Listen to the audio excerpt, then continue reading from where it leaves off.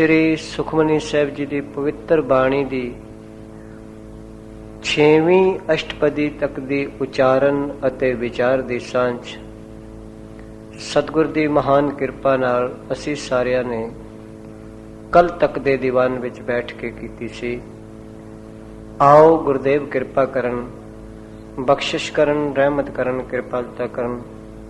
7वीं अष्टपदी की आरंभता सतगुरु की महान बख्शिश नाल कर रहे हैं। इस तो पहला कि गुरुदेव के अगम्मी बचन पढ़े अते विचारे जान, सतगुरां की पवित्र बख्शिश कीती हुई फतेह द्वारा अपनियां मन बिरतियां की एकाग्रता का सबूत बख्शिश करो। प्यार अते सत्कार नाल आखो वाहेगुरु जी का खालसा वाहेगुरु जी की फतेह। करो श्लोक अगम अगाध पार ब्रह्म सोए, जो जो कहे सो मुक्ता होए। सतगुरु जी इस श्लोक विच बख्शिश कर रहे हैं। पहला ही लफज संस्कृत भाषा तो आया है, गम दे अगे पातशाह ने अगैड़ा लाया है, अगम। गम शब्द गच्छती धातु तो है। जे तुहाडे विचों किसी ने अपने स्कूल टाइम में संस्कृत भाषा पढ़ी होवे, गम का मतलब हुंदा है जाना, गमता, पहुंच।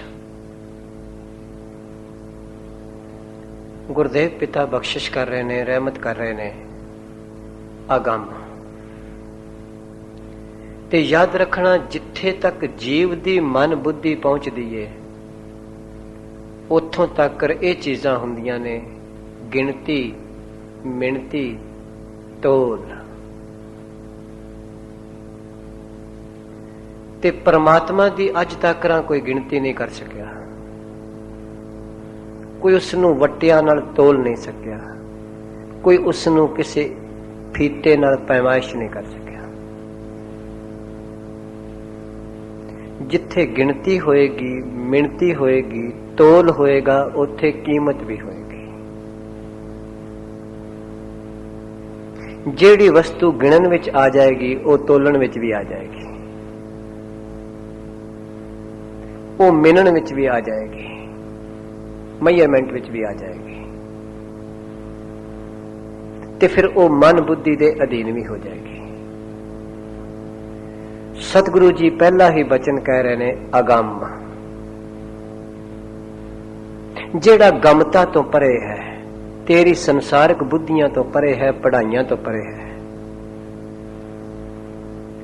तेरी पढ़ाई तो परे है। तू कहे मैं अपनी बुद्धि नाल उसका अंत पालवा नहीं हो सकता, तू कहे मैं अपनी सियाणपा नाल उसनू प्राप्त करना नहीं हो सकता। जो कुछ अपनी बुद्धि नाल प्राप्त होया है वो संसार है, जेड़ा गुरु दी बख्शिश नाल प्राप्त होया है वो निरंकार है।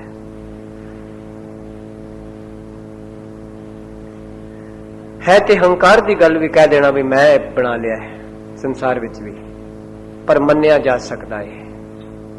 कोई कहे मैं अपनी बुद्धि नाल पढ़ के डॉक्टर बन गया, है ते हंकार दी गल, पर चलो मन सकते हैं। कोई कहे मैं अपनी मेहनत नाल पढ़ के इंजीनियर बन गया, मन सकते हैं, है हंकार की गल है। कोई कहे मैं अपनी सियानप नाल वकील बन गया वां, कोई फिलासफर बन गया, पर कोई कहे मैं अपनी सियानप नाल भगत बन गया, नहीं बन सकता। गुरमुख बन गया, नहीं बन सकता। सतगुरु ने स्पष्ट किया है, सहस सियाणपां लख होए तां इक ना चलै नाल। सत्कार योग वरकत संप्रदाय दे श्रोमणी महापुरुष संत बाबा निक्का सिंह जी महाराज के वचन क्या करते सन कि इंसान दियां चलाकियां धर्मराज दी कचहरी तो उरे उरे चलदियां ने। बस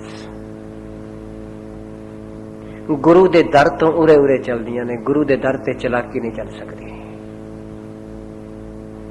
होशियारी नहीं चल सकती। ਗੁਰੂ ਦੇ ਦਰ ਤੇ ਤਾਂ ਕੇਵਲ ਤੇ ਕੇਵਲ ਸ਼ਰਨਾਗਤੀ ਹੀ ਆਉਂਦੀ ਹੈ। ਇਸ ਵਾਸਤੇ ਸਤਿਗੁਰੂ ਜੀ ਕਹਿ ਰਹੇ ਨੇ, ਬਖਸ਼ਿਸ਼ ਕਰ ਰਹੇ ਨੇ, ਰਹਿਮਤ ਕਰ ਰਹੇ ਨੇ। ਅਗੰਮ, ਅਗੰਮ ਦਾ ਮਤਲਬ ਹੈ ਜਿਹੜਾ ਗਮਤਾ ਤੋਂ ਪਰੇ ਹੈ। ਗਮ ਮੈਨੇ ਜਾਣਾ, ਤੂੰ ਕਹੇ ਮੈਂ ਆਪਣੀ ਮਨ ਬੁੱਧੀ ਦੀਆਂ ਚਤੁਰਾਈਆਂ ਨਾਲ, ਹੁਸ਼ਿਆਰੀਆਂ ਨਾਲ ਉਹਦੇ ਤੱਕ ਪਹੁੰਚ ਜਾਵਾਂ, ਨਹੀਂ ਪਹੁੰਚ ਸਕਦਾ। ਮੈਂ ਕਈ ਵਾਰੀ ਇਹ ਬੇਨਤੀ ਕੀਤੀ ਹੈ, ਤੇ ਜੇਕਰ ਅੱਜ ਵੀ ਕਹਿ ਦੇਵਾਂ, ਤੁਸੀਂ ਕਦੀ ਅਨੰਦਪੁਰ ਸਾਹਿਬ ਜਾਓ, ਕਦੀ ਤੁਹਾਡੇ ਵਿੱਚੋਂ ਕੋਈ ਸੱਜਣ ਗਏ ਹੋਣ, ਤਾਂ ਅਨੰਦਪੁਰ ਸਾਹਿਬ ਨੂੰ ਦੋ ਰਸਤੇ ਜਾਂਦੇ ਨੇ। ਇੱਕ ਕੀਰਤਪੁਰ ਸਾਹਿਬ ਵਾਲੇ ਪਾਸਿਓਂ ਜਾਂਦਾ ਹੈ, ਇੱਕ ਹੁਸ਼ਿਆਰਪੁਰ ਵਾਲੇ ਪਾਸਿਓਂ ਆਉਂਦਾ ਹੈ। ਜਿਹੜਾ ਹੁਸ਼ਿਆਰਪੁਰ ਵਾਲੇ ਪਾਸਿਓਂ ਜਾਂਦਾ, ਕਦੀ ਤੁਸੀਂ ਕਾਰ ਤੇ ਜਾਓ, ਗੱਡੀ ਤੇ ਜਾਓ, ਉਹਦੇ ਚ ਬੜੇ ਉੱਚੇ ਨੀਵੇਂ ਠੇਡੇ ਨੇ, ਪਹਾੜ ਨੇ, ਕਦੀ ਗੱਡੀ ਉੱਪਰ ਜਾਂਦੀ ਹੈ, ਕਦੀ ਥੱਲੇ ਹੁੰਦੀ, ਕਦੀ ਉੱਤੇ ਜਾਂਦੀ ਹੈ, ਕਦੀ ਥੱਲੇ ਹੁੰਦੀ ਹੈ। ਤੇ ਜਿਹੜਾ ਕੀਰਤਪੁਰ ਵਾਲਾ ਰਸਤਾ ਹੈ ਉਹ ਬਿਲਕੁਲ ਸਿੱਧਾ ਹੈ। ਤੇ ਮੈਂ ਬੇਨਤੀ ਕਰ ਦੇਵਾਂ, ਗੁਰੂ ਆਨੰਦ ਦਾ ਸੋਮਾ ਹੈ, ਆਨੰਦ ਦਾ ਸਰੋਤ ਹੈ। ਜਿਸਨੇ ਵੀ ਗੁਰੂ ਤੱਕ ਜਾਣਾ ਹੈ ਉਹਦੀ ਕੀਰਤੀ ਦੇ ਰਸਤੇ ਜਾਏਗਾ ਤੇ ਠੇਡੇ ਨਹੀਂ ਹੋਣਗੇ, ਤੇ ਜੇਕਰ ਹੁਸ਼ਿਆਰੀਆਂ ਵਾਲੇ ਪਾਸਿਓਂ ਜਾਏਗਾ ਤੇ ਉੱਚੇ ਨੀਵੇਂ ਟਿੱਬੇ ਬੜੇ ਹੋਣਗੇ। ਗੁਰੂ ਤੱਕ ਜਾਣ ਵਾਸਤੇ, ਆਨੰਦ ਤੱਕ ਜਾਣ ਵਾਸਤੇ ਹੁਸ਼ਿਆਰਪੁਰ ਵਾਲਾ ਰਸਤਾ, ਹੁਸ਼ਿਆਰੀਆਂ ਦਾ ਰਸਤਾ ਨਹੀਂ ਅਖਤਿਆਰ ਕਰਨਾ ਪੈਣਾ। ਜਿਹੜੇ ਲੋਕ ਹੁਸ਼ਿਆਰੀਆਂ ਦਾ ਰਸਤਾ ਅਖਤਿਆਰ ਕਰਕੇ ਗੁਰੂ ਤੱਕ ਪਹੁੰਚ ਕਰਨਾ ਚਾਹੁੰਦੇ ਨੇ, ਉਹ ਭੁਲੇਖੇ ਚ ਨੇ। ਗੁਰੂ ਵੱਲ ਜਾਣ ਵਾਸਤੇ, ਆਨੰਦ ਤੱਕ ਜਾਣ ਵਾਸਤੇ ਕੇਵਲ ਤੇ ਕੇਵਲ ਇੱਕੋ ਹੀ ਰਸਤਾ ਹੈ, ਬਸ ਉਹਦੇ ਗੁਣ ਗਾਣੇ, ਵਡਿਆਈ ਕਰਨੀ, ਉਹਦੀ ਕੀਰਤੀ ਕਰਨੀ। ਜਿਉਂ-ਜਿਉਂ ਕੀਰਤੀ ਕਰੇਗਾ, ਤਿਉਂ-ਤਿਉਂ ਤੂੰ ਆਨੰਦਪੁਰ ਦਾ ਵਾਸੀ ਬਣਨਾ ਸ਼ੁਰੂ ਹੋ ਜਾਏਗਾ। ਤਿਉਂ-ਤਿਉਂ ਆਨੰਦ ਤੇਰਾ ਵਿਰਸਾ ਬਣ ਜਾਏਗਾ। ਜਿਉਂ-ਜਿਉਂ ਤੂੰ ਉਸ ਦੀ ਵਡਿਆਈ ਕੀਰਤੀ ਕਰੇਗਾ। ਮੈਂ ਕੱਲ ਵੀ ਬੇਨਤੀ ਕੀਤੀ ਸੀ, ਜਿਸ ਦੀ ਸਿਫਤ ਕਰੀਏ ਉਸ ਦੇ ਗੁਣ ਅੰਦਰ, ਉਹਦਾ ਸੁਭਾਅ ਬਣਦਾ ਅੰਦਰ। ਜਿਸ ਨਾਲ ਈਰਖਾ ਕਰੀਏ, ਨਿੰਦਿਆ ਕਰੀਏ, ਉਹਦਾ ਵੀ ਸੁਭਾਅ ਅੰਦਰ ਬਣਦਾ ਹੈ। ਉਹ ਸੁਭਾਅ ਦੂਰੀ ਪੈਦਾ ਕਰਦਾ ਹੈ, ਉਹ ਸੁਭਾਅ ਨਜ਼ਦੀਕੀ ਬਣਾਉਂਦਾ ਹੈ। ਤਾਂ ਪਾਤਸ਼ਾਹ ਜੀ ਕਹਿ ਰਹੇ ਨੇ, ਬਖਸ਼ਿਸ਼ ਕਰ ਰਹੇ ਨੇ, ਅਗੰਮ। ਤੇ ਯਾਦ ਰੱਖਣਾ, ਗੁਰੂ ਗ੍ਰੰਥ ਸਾਹਿਬ ਵਿੱਚ ਇੱਕ ਸ਼ਬਦ ਹੈ ਗਮ, ਫਾਰਸੀ ਦਾ। ਗਮ ਦਾ ਮਤਲਬ ਹੁੰਦਾ ਚਿੰਤਾ, ਫਿਕਰ, ਝੋਰਾ। ਬਾਬਾ ਰਵਿਦਾਸ ਨੇ ਇਹ ਸ਼ਬਦ ਗੁਰੂ ਗ੍ਰੰਥ ਸਾਹਿਬ ਚ ਵਰਤਿਆ ਹੈ, ਬੇਗਮ ਪੁਰਾ ਸ਼ਹਿਰ ਕੋ ਨਾਉ। ਬਾਬਾ ਰਵਿਦਾਸ ਕਹਿੰਦੇ ਨੇ, ਮੈਂ ਗੁਰੂ ਦੀ ਕਿਰਪਾ ਨਾਲ ਉਸ ਸ਼ਹਿਰ ਦਾ ਵਾਸੀ ਬਣ ਗਿਆ ਵਾਂ ਜਿੱਥੇ ਕੋਈ ਗਮ ਨਹੀਂ। ਬੇ ਮੈਨੇ ਦੂਸਰਾ, ਗਮ ਮੈਨੇ ਚਿੰਤਾ, ਜਿੱਥੇ ਕੋਈ ਦੂਜੀ ਚਿੰਤਾ ਹੈ ਹੀ ਨਹੀਂ। ਦੁੱਖ ਅੰਧੋ ਨਹੀਂ ਤੈ ਠਾਉ, ਉੱਥੇ ਦੁੱਖ ਤੇ ਅੰਦੇਸ਼ਾ ਕੋਈ ਹੈ ਹੀ ਨਹੀਂ, ਚਿੰਤਾ ਕੋਈ ਹੈ ਹੀ ਨਹੀਂ, ਭਰਮ ਕੋਈ ਹੈ ਹੀ ਨਹੀਂ, ਫਿਕਰ ਕੋਈ ਹੈ ਹੀ ਨਹੀਂ। ਉਸ ਸ਼ਹਿਰ ਦਾ ਮੈਂ ਵਾਸੀ ਬਣ ਗਿਆ ਵਾਂ ਸਵਾਮੀ ਰਾਮਾਨੰਦ ਜੀ ਦੀ ਕਿਰਪਾ ਨਾਲ, ਗੁਰੂ ਦੀ ਬਖਸ਼ਿਸ਼ ਨਾਲ। ਸਤਿਗੁਰੂ ਕਹਿ ਰਹੇ ਨੇ, ਬਖਸ਼ਿਸ਼ ਕਰ ਰਹੇ ਨੇ। ਗੁਰੂ ਅਰਜਨ ਸਾਹਿਬ ਪਿਤਾ 7ਵੀਂ ਅਸ਼ਟਪਦੀ ਦੇ ਪਹਿਲੇ ਸ਼ਲੋਕ ਵਿੱਚ ਇਹ ਬਖਸ਼ਾਂ ਕਰ ਰਹੇ ਨੇ ਮੈਨੂੰ ਅਤੇ ਤੁਹਾਨੂੰ। ਅਗੰਮ ਆਖਿਆ ਉਹ ਪਰਮੇਸ਼ਰ ਜਿਹੜਾ ਹੈ ਮਨ ਬੁੱਧੀ ਦੀ ਪਹੁੰਚ ਤੋਂ ਪਰੇ ਹੈ, ਤੇਰੇ ਕੇਵਲ ਚਤਰਾਈਆਂ ਦੇ ਯਤਨਾਂ ਤੋਂ ਪਰੇ ਹੈ, ਗਿਣਤੀਆਂ ਤੇ ਮਿਣਤੀਆਂ ਤੋਂ ਪਰੇ ਹੈ, ਚਲਾਕੀਆਂ ਤੋਂ ਪਰੇ ਹੈ। ਆਗਾਧ, ਆਗਾਧ ਦਾ ਮਤਲਬ ਹੁੰਦਾ ਹੈ ਅਥਾ, ਜਿਸ ਦੀ ਗਹਿਰਾਈ ਮਾਪੀ ਨਹੀਂ ਜਾ ਸਕਦੀ। ਕਿੰਨਾ ਡੂੰਘਾ ਹੈ, ਕਿੰਨਾ ਬੇਅੰਤ ਹੈ, ਕਿੰਨਾ ਆਸ਼ਚਰਜ ਹੈ, ਅੱਜ ਤੱਕ ਨਹੀਂ ਕੋਈ ਨਾਪ ਸਕਿਆ। ਉਸ ਦੇ ਬਣਾਏ ਹੋਏ ਸਮੁੰਦਰ ਦੀ ਗਹਿਰਾਈ ਨਹੀਂ ਕੋਈ ਨਾਪ ਸਕਦਾ ਪਿਆ। ਉਸ ਦੀ ਬਣਾਈ ਹੋਈ ਦੁਨੀਆ ਦਾ ਅੰਤ ਨਹੀਂ ਕੋਈ ਪਾ ਸਕਿਆ। ਗੁਰੂ ਨਾਨਕ ਸਾਹਿਬ ਨੇ ਸਾਰੀ ਪੌੜੀ ਉਚਾਰ ਕੇ ਆਖਿਆ, ਨਾਨਕ ਅੰਤ ਨਾ ਅੰਤ। ਕਿੰਨੇ ਕੁ ਤੈਨੂੰ ਗਾ ਰਹੇ ਨੇ, ਕਿੱਥੇ ਕਿੱਥੇ ਤੂੰ ਪੈਦਾ ਕੀਤੇ ਨੇ, ਕਿਸ ਤਰ੍ਹਾਂ ਉਹਨਾਂ ਦੀ ਰੋਜ਼ੀ ਦੇ ਰਿਹਾ ਹੈ, ਕੌਣ ਪਾਏਗਾ? ਸਤਿਗੁਰੂ ਕਹਿੰਦੇ ਨੇ ਆਗਾਧ। ਆਗਾਧ ਦਾ ਮਤਲਬ ਹੁੰਦਾ ਹੈ ਅਥਾ, ਜਿਸ ਦੀ ਗਹਿਰਾਈ ਨਹੀਂ ਨਾਪੀ ਜਾ ਸਕਦੀ। ਪਾਤਸ਼ਾਹ ਕਹਿ ਰਹੇ ਨੇ, ਇਹਨਾਂ ਤੋਂ ਗੰਭੀਰ ਹੈ, ਇਹਨਾਂ ਤੋਂ ਗਹਿਰਾ ਹੈ, ਇਹਨਾਂ ਤੋਂ ਅਥਾਹ ਹੈ, ਇਹਨਾਂ ਤੋਂ ਅਗੰਮ ਹੈ, ਪਾਰ ਬ੍ਰਹਮ, ਜਿਸ ਦਾ ਉਰਲਾ ਤੇ ਪਾਰਲਾ ਕੰਡਾ ਹੀ ਨਹੀਂ ਕਿਸੇ ਨੂੰ ਪਤਾ ਲੱਗਾ ਅਜ ਤੱਕ, ਜਿਸ ਦੀ ਸ਼ੁਰੂਆਤ ਤੇ ਐਂਡ ਕਿਸੇ ਨੂੰ ਨਹੀਂ ਪਤਾ ਲੱਗਾ, ਜਿਸ ਦਾ ਜਨਮ ਤੇ ਮਰਨ ਕਿਸੇ ਨੂੰ ਪਤਾ ਹੀ ਨਹੀਂ। याद रखना, जिस दिन जन्म लग जाएगा मरण भी लग जाएगा, जिस दिन उरला सिरा लग जाएगा परला भी लग जाएगा। यही सिद्धांत है। तो गुरु साहब कह रहे ने, बख्शिश कर रहे ने, परमेश्वर का किसी नूं पता नहीं लगा भी कदों तुम हो, ताका अंत ना पाए कोई जानता ही नहीं। अंत कारण केते बिल्ला है, किन्ने बिलक रहे ने तेरा अंत पाने वास्ते, पर अंत कोई पा सके? याद रखना, जेड़े लोग परमेश्वर दा अंत पाने वाले पासे टुर पे, उन्हां दा अपना अंत हो गया, वो ते बेअंत है। कदी तुसी वेदांती सिद्धांत वालियां नूं पुछो, 4 वेद रचन तो बाद उन्होंने एक शब्द लिखे ने, नेत है नेत है नेत है, कि परमेश्वर बेअंत है बेअंत है बेअंत है। ते सतगुरु कह रहे हैं, महाराज कहने हैं, अंत न पावे देव सबै, मुन इंद्र महाशिव जोग करी, फुन वेद बिरंच विचार रहे हो, हर जाप न छाड़ो एक करी। सतगुरु दी बाणी कह रही है। पातशाह कह रहे ने, क्या हम जी जंत बेचारे, बरन ना साकै एक रोमाई। आख्या मेरे बालक, असी जीव जंतु ते एक रोम जिन्ना भी तेरा अंत नहीं पा सकते।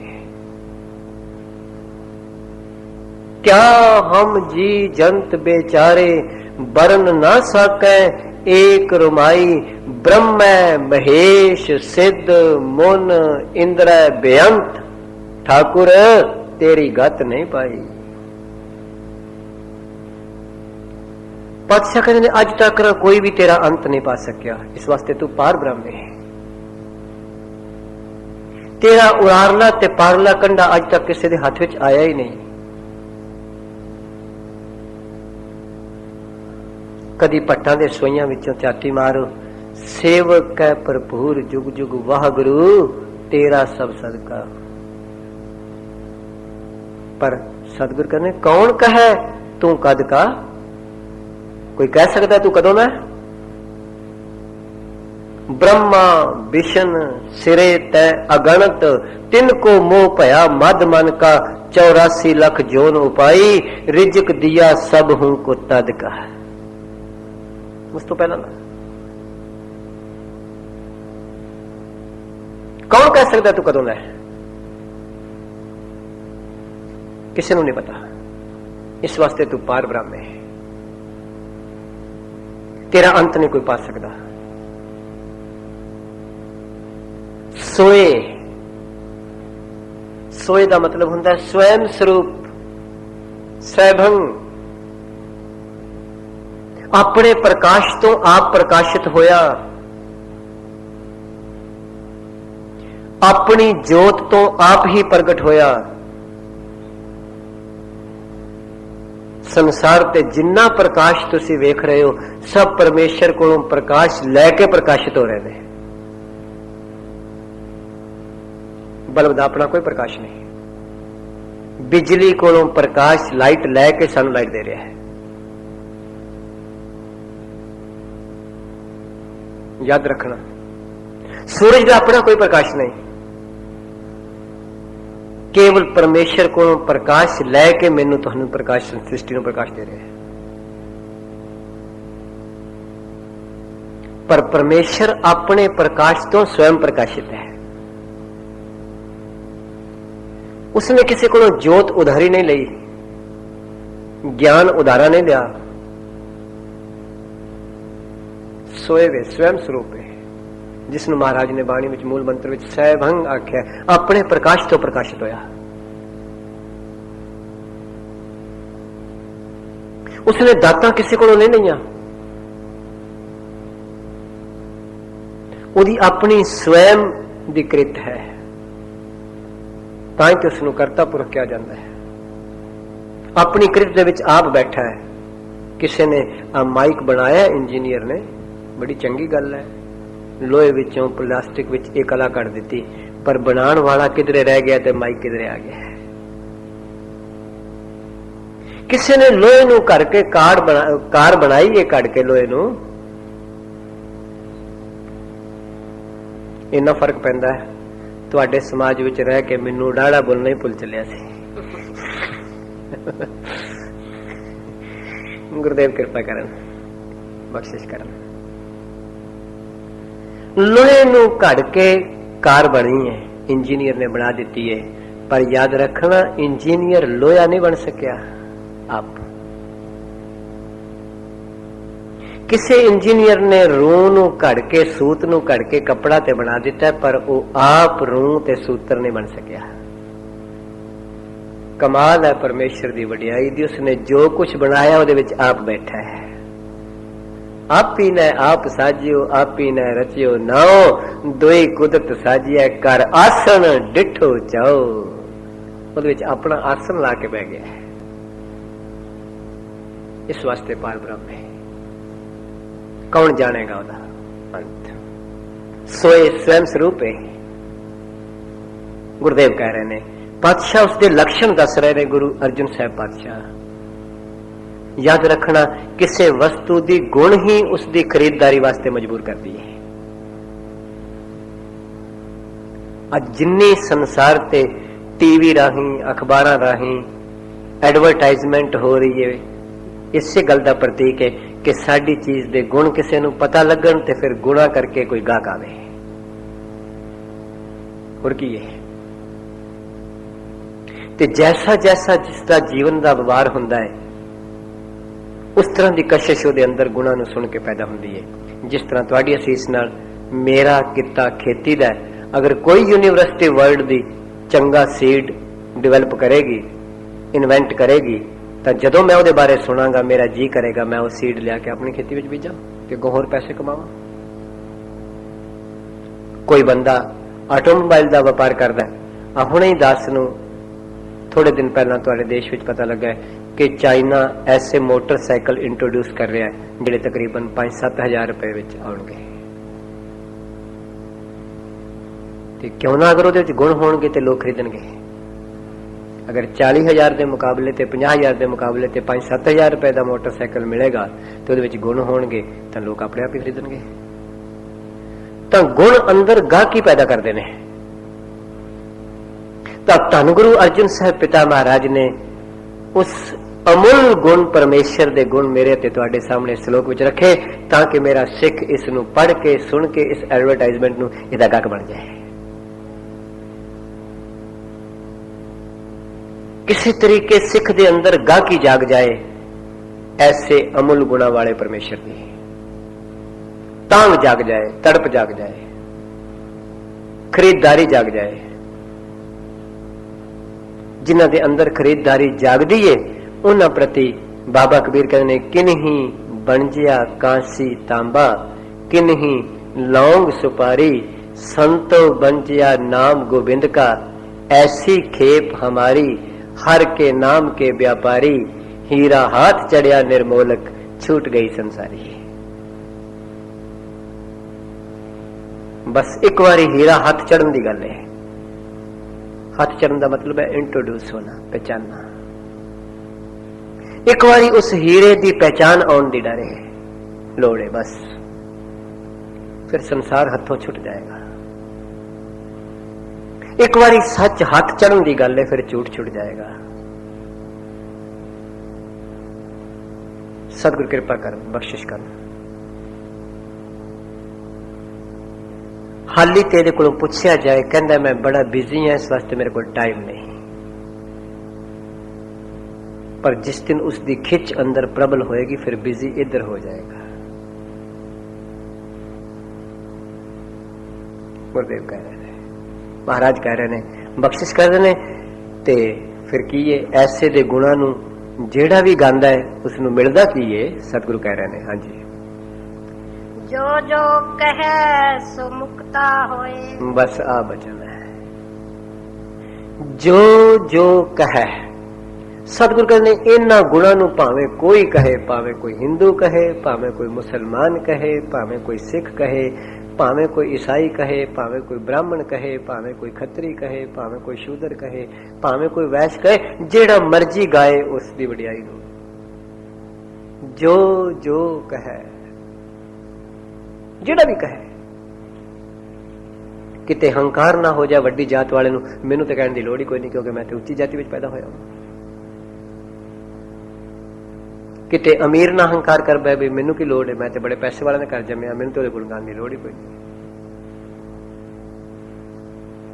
सतगुरु कह रहे ने जो जो कहे, कोई भी गाए, जेड़ा मर्जी गाए। पातशाह कहते ने उसनू मिलेगा कि गाउन वाले नू। याद रखना, इस पंक्ति विचों अद्धी पंक्ति कर्म है, पुरुषार्थ है, उद्यम है, ते अद्धी फल है। जो जो कहे इथों तक उद्यम है, कर्म है, पुरुषार्थ है, सो मुक्ता होए ये फल है। गुरु जी पातशाह ने किन्नियां बख्शां कीतियां, सिख नूं आख्या तेनू इंतजार करने की बहुती लोड़ नहीं, भी जेकर मैं आ काम करा। माफ करना, अज वैसटर्न कल्चर विच भी भावें किन्नी एडवांसमेंट है, फिर भी काम करन तो बाद एक वीक उड़ीकना पैंदा है, वीक एंड ते तनख्वाह मिलती है। लंडन जाओ तुसी, वेजिस वीक नाल मिलदियां ने, किते किते महीने ना मिलदियां ने। एक महीना you will have to wait कि महीना काम करांगे ते फिर तनख्वाह मिलेगी। पर सतगुरु की कह रहे ने, बख्शिश कर दी गुरु ने ते आख्या बस एक पासों तेरे कहन दी ढेर है, उस वेले फल नाल दी नाल हाजिर है। उस वक्त जो जो कहे, जेड़ा भी अपनी जुबान ते इसकी वडियाई ले आवे, जेड़ा भी अपनी रसना ते उसके गुण सिफतो सलाह वसा लवे। पातशाह कह रहे ने सो मुक्ता होए, मुक्त हो जाएगा, वो अलिप्त हो जाएगा, वो विरकत हो जाएगा। जेड़ा भी उसके गुण अपनी रसना ते वसा लेगा, जिसने भी रसना ते उसकी सिफतो सलाह वसा लई, वो विकारां तो भी मुकत, वो बंधना तो भी मुकत, वो कर्मां दे कर्जियां तो भी मुकत, वो हर प्रकार के संशयों तो भी मुकत। सतगुरु कहते बिल्कुल वेला हो जाएगा, आजाद हो जाएगा। मैं एक जगह बेनती की सी किसी के घर, मैं किसी के घर पहुंचा तो उन्होंने एक बर्ड पिंजरे विच रखा होया है, तो जब मैं उन्होंने घर पहुंचा सी तो बर्ड बोल रहा सी, तो मैं बड़े करीब होके उसके कोल देखा है। तुसी भी शायद कोई घर में चिड़ियां चुड़ियां पालते हैं, लोग पंछी पालते हैं, कई तोते पालते हैं। कल मैं एक घर में गया, बहुत बड़ा सारा तोता एक पालिया हुआ है, शायद पंजाब स्टोर वाले। गुरु कृपा करे, गुरु बख्शिश करे, गुरु रहमत करे। ते पिंजरे का मतलब की है, एक पासे पिंजरे विच पंछी तां बंद किया है कि इसनू कोई बिल्ली या कुत्ता ना खा जाए, दूसरे पासे पिंजरे विच कैद हुए पंछी की अपनी कोई मर्जी नहीं। इहदे च कोई शक नहीं कि बाहर दे पंछियां नू अपना भोजन भी आप लभना पैंदा है, चोगा भी आप लभना पैंदा है। इस पंछी नू बगैर लभ्या चोगा भी मिलदा है। बाहर दे पंछी जिन्ने जंगलों में उड़ रहे ने, जे बीमार हो जान ते उन्हां वास्ते कोई डॉक्टर दा प्रवीजन भी नहीं, पर जिसने पालिया जो दा पंछी बीमार हो जाए तो डॉक्टर को भी आप लेके जाता है। इसके बावजूद बाहर दे पंछियों वास्ते मीह आ जाए तो कोई ऐसा वसीला नहीं वो अपने घर किते अंदर बैठ सकन, पर इस पंछी नूं ते मालक धुप तो भी बचा रहा है, मीह तो भी बचा रहा है, चोगा भी दे रहा है, दवाई भी दे रहा है। अफसोस की गल है, इन्नी परवरिश के बावजूद भी जेकर पिंजरे की माड़ी जी तार बूआ खोल दईए, भला पुछो पंछी नूं रहना चाहता उत्थे? ਜੋ ਜੋ ਕਹੈ ਸੋ ਮੁਕਤਾ ਹੋਏ। ਪੁੱਛਣਾ ਜਰਾ ਪੰਛੀ ਨੂੰ, ਤੂੰ ਪਸੰਦ ਕਰਨਾ ਹੈ? ਤੈਨੂੰ ਤੇ ਚੋਗੇ ਦੀ ਵੀ ਕੋਈ ਲੋੜ ਨਹੀਂ, ਬੈਠਿਆਂ ਬਿਠਾਇਆ ਮਿਲ ਰਿਹਾ ਹੈ, ਤੈਨੂੰ ਤੇ ਦਵਾਈ ਵੀ ਮਿਲ ਰਹੀ ਹੈ, ਤੇਰੀ ਹਿਫਾਜ਼ਤ ਵੀ ਬੜੀ ਹੋ ਰਹੀ ਹੈ, ਤੈਨੂੰ ਕੁੱਤੇ ਬਿੱਲੀ ਦੇ ਡਰ ਤੋਂ ਵੀ ਸੁਰੱਖਿਅਤ ਰੱਖਿਆ ਜਾ ਰਿਹਾ ਹੈ, ਫਿਰ ਵੀ ਮਾੜਾ ਜਿਹਾ ਦਰਵਾਜ਼ਾ ਪਿੰਜਰੇ ਦਾ ਖੋਲੀਏ, ਸ਼ੰਕਾ ਕਿਉਂ ਮੈਂ ਉੱਡ ਕੇ ਟੁਰ ਜਾਂਦਾ ਹੈ? ਕਿਉਂ? ਕਿਉਂਕਿ ਕੈਦ ਪਸੰਦ ਨਹੀਂ, कैद पसंद नहीं, कैद पसंद नहीं, कैद पसंद नहीं, कैद पसंद